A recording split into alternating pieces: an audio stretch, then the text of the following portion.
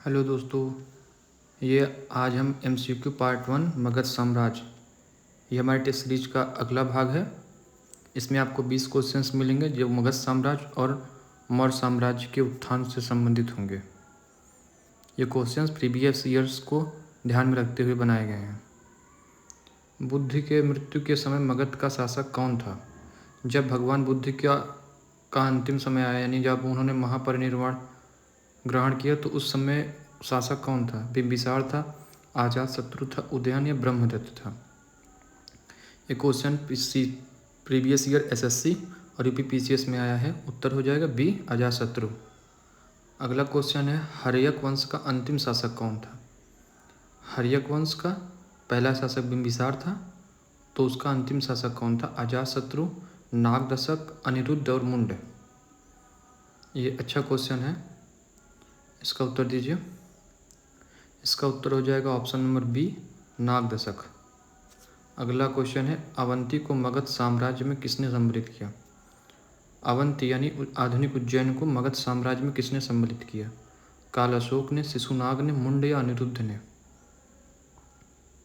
जिस प्रकार बिंबिसार ने अंग को मगध साम्राज्य में मिलाया, उसी प्रकार अवंती को शिशुनाग ने मगध साम्राज्य में मिला लिया।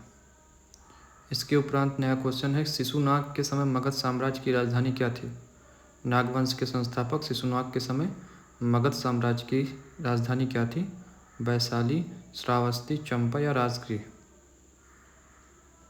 इसका उत्तर हो जाएगा वैशाली, ऑप्शन ए। अगला क्वेश्चन है कि कालाशोक को किस नाम से जाना जाता था?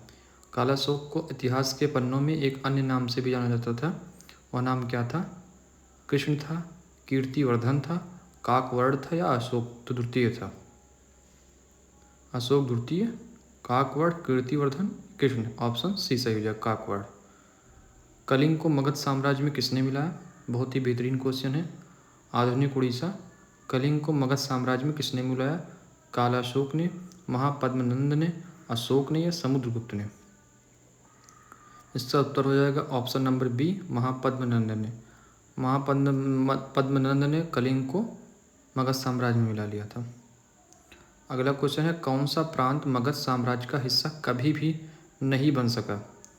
मिसप्रिंट हो गया है। इसका ऑप्शन है गांधार, काशी, अवंती या अंग? उत्तर दीजिए। काशी, अवंती, अंग और गांधार। उत्तर हो जाएगा उत्तर नंबर ए, गांधार। गांधार कभी भी मगध साम्राज्य का अंग नहीं बन पाया। भारत का पहला एकराट शासक कौन था? एकराट शासक होने का उपाधि किसने ग्रहण की थी? अशोक ने, महापद्मनंद ने, चंद्रगुप्त ने या अजातशत्रु ने? आपका ऑप्शन हो जाएगा ऑप्शन नंबर बी, महापद्मनंद ने। कलिंग को मगध में मिलाने के उपरांत महापद्मनंद ने एकराट की उपाधि ग्रहण की।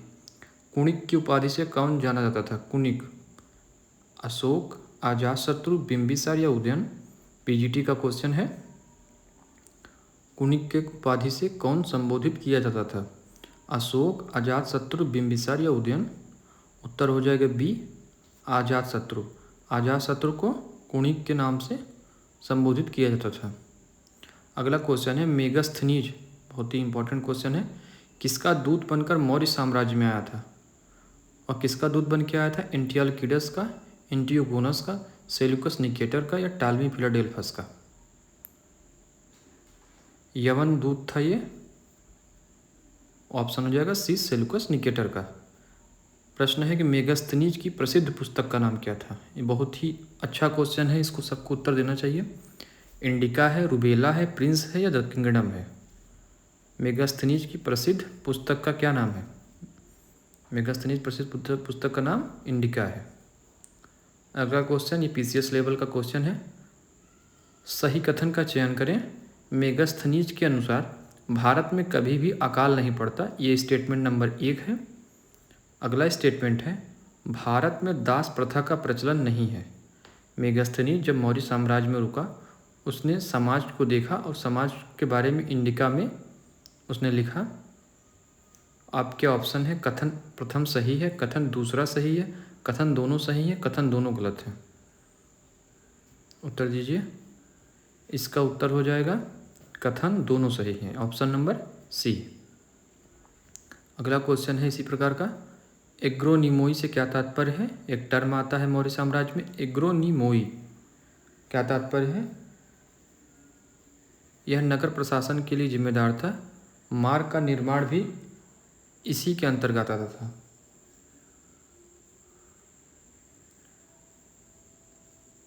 अब बताइए, यह नगर प्रशासन के लिए जिम्मेदार थे और मार्ग निर्माण भी इसी के अंतर्गत आता था। कथन एक सही है, कथन दोनों सही हैं, कथन दूसरा सही है, ये दोनों कथन गलत हैं।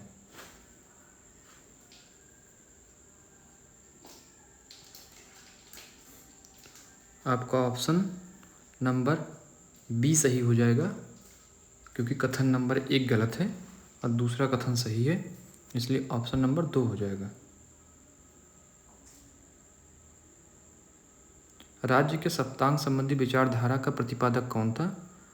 राज्य के सप्त अंग होते हैं, ये विचारधारा किसने दी थी। मेगास्थनीज ने, विष्णुगुप्त ने, सेल्यूकस ने या पिलंथरोबा ने। विष्णुगुप्त उत्तर हो जाएगा, क्योंकि बहुत लोग चाणक्य के नाम से नहीं जाते हैं, तो ये बड़ी चतुराई के साथ इसमें चाणक्य के स्थान पर विष्णुगुप्त को रखा गया है, तो ऑप्शन बी हो जाएगा। अगर आपको चाणक्य दिखाई दे तो वही उत्तर सही हो जाएगा। राज्य के सप्तांग में कौन सम्मिलित नहीं था। राजा के जो राज्य के 7 अंग थे उसमें कौन सा अंग नहीं सम्मिलित था। अमात्य नहीं था, दुर्ग नहीं था, मित्र नहीं था, सभासद नहीं था। उत्तर दीजिए।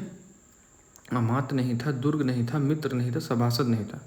इसका उत्तर हो जाएगा उत्तर number D, option number D, सभासद नहीं शामिल था। अगला प्रश्न है, संस्कृत भाषा में रचित प्रथम जासूसी ग्रंथ माना जाता है कि वो संस्कृत भाषा में रचित प्रथम जासूसी ग्रंथ था। वो अर्थशास्त्र था, वो प्रिंस था, वो मुद्रा राक्षस था, या वह गीत गोविंद था। जदयू की रचना गीत गोविंद थी, या विशाखदत्त की मुद्रा राक्षस थी, मैकियावेली की प्रिंस, या कौटिल्य का अर्थशास्त्र था। उत्तर सी, मुद्रा राक्षस, विशाखदत्त की। दिव्यावदान का संबंध किस धर्म से था। दिव्यावदान जो मौर्य साम्राज्य में अशोक से संबंधित विशेष जानकारी देता है। यह किस धर्म का ग्रंथ था। बौद्ध, जैन, विष्णु या शैव। इसका उत्तर दीजिए। ये बहुत ही बेहतरीन पुस्तक है, ये जो कि बौद्ध धर्म से संबंधित है। इसका उत्तर ये सही हो जाएगा। अगले वीडियो में मिलते हैं, तब तक के लिए धन्यवाद, थैंक यू। सब्सक्राइब कर लीजिए चैनल को, आगे आपको ऐसे ही बेहतरीन टेस्ट सीरीज़ मिलते रहेंगे। धन्यवाद, जय हिंद।